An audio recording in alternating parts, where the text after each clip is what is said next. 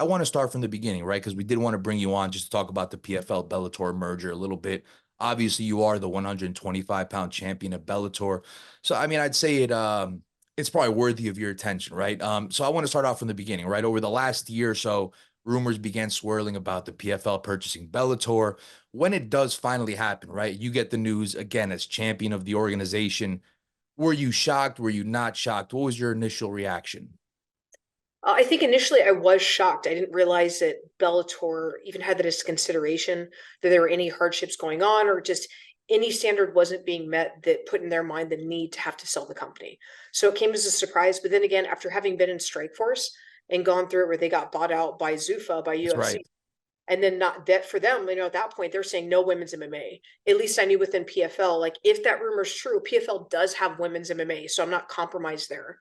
And I knew after going through so many different organizations that I could land on my feet, being the champion.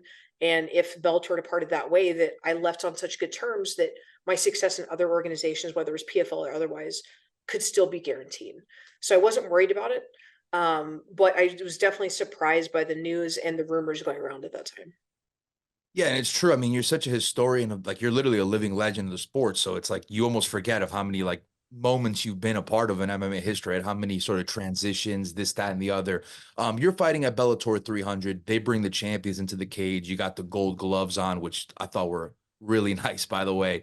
Did it feel like that was going to be your last fight solely under the Bellator banner, given sort of the ceremonious way it ended? 100%. I thought for sure, when I was in fight camp, I'm like, okay, there's no mention, there's no lining up of any other fights for the rest of the year. The way that they're building this up, the publicity they're putting into it, bringing all the media attention when they normally don't do that much media, setting it up for this to be like this epic card with all the champions on it. It Yeah. has to be the final one. All the rumors, it just seemed like the accumulation of things to happen. And then when they announced 301, I'm like, I feel Right. like this is just shadows, like they're just putting this up just to distract you from it, but it's not really what's going to happen. They're going to cancel that card. So I thought, okay, we're going to go out with the bang. The way that they put all the production into Bellator 300, I thought for sure that that had to be the final one. There was nothing else after that. And there was a couple others, right? There was one more after that. 301 was the 301. last one. Mhm. It's so weird to just end it on 301, right? Like, why not just end it at 300? I don't get that. Yes, especially when you consider that like to me, what it looked like is we're trying to show what Bellator is capable of. We're going out, we can do this big production, we can throw these exciting fights with our great champions and Yeah. put this card together. This is what we're worth, and this is why we're selling it. So it's for me to do one after that. If it's not monumentally larger than that, doesn't really make sense. And then like end on 300, not 301. It's a nice, good number. Like it just seems they put so much into it. And 301 was still a really exciting fight card. But again, it wasn't that same energy that 300 offered. This isn't something that I was expecting because I thought it would just turn into one big entity. But when you do find out the big news that the PFL still plans on keeping Bellator alive, there's going to be what is it, 8 major Bellator events. It's going to be like it's going to continue as like a one-off event product from the PFL. When you hear something like that, as someone who worked very hard to to help build that Bellator brand as a champion, right? Are you happy to not just see it fade away into the ether as we've seen other promotions that get purchased do? Yeah, I definitely like the idea. And I think that Scott having been a part of Strikeforce, he knows what that meant with the way that it went down. I was signed, I think I had a fight booked for the last Strikeforce. So myself and a few others again were just super surprised as like we just get a note in the mail like, hey, by the way, sorry, but you're not having your fight's been canceled. You're like, what in the hell is Wow. going on here? Yeah. Right. So at least for this, I feel like they're trying to make it a smooth transition to go from Bellator to PFL. So I really like that.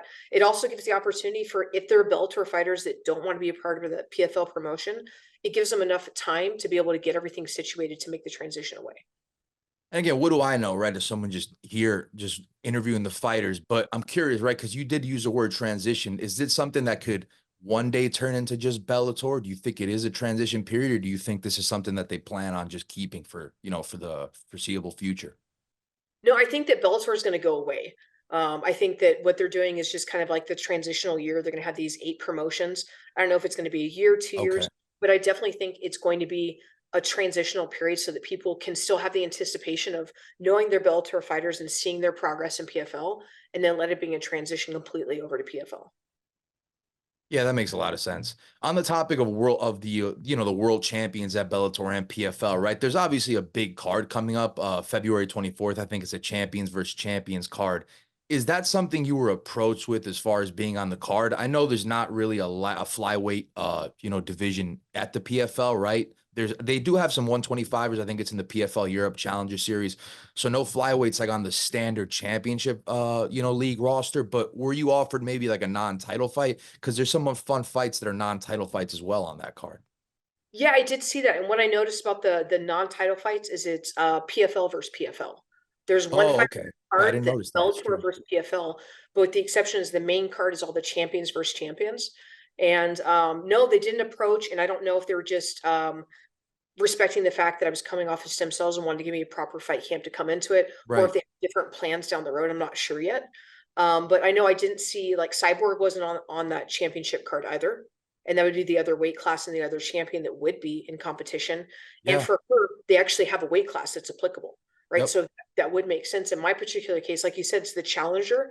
So I'm not sure what their mind is thinking, whether or not they want to have us do like a seasoned tournament play like they normally do, if it's going to be Bellator on Bellator for a little while before they figure things out. They haven't really made that clear on what their plans are for my weight division. As far as the roster, right? I definitely think Bellator has a superior, rosters to the, fighters rather to the PFL. I could see why they would want to do, why they want to bring Bellator in to do the whole merging of it and all that. Like it's a good roster to absorb for sure, right? Yeah. In this upcoming fight, right? Like, are you genuinely rooting for Bellator here? Like, do you want people to know that Bellator is the clear-cut better roster? Yeah, I think there's still part of me like I want the transition into PFL to be as smooth as possible, right? You want it to not feel like the people that own PFL and the fighters that are currently there are just getting clean swept out and taken over. But at the same time, like that competitive side of me is like, hey, I'm still Bellator. Like I want to go in and I want to dominate. I want it to just be a clear cut Bellator sweep out of the whole Yeah. thing. I'm not sure if that's best for the future of all the fighters within the organizations.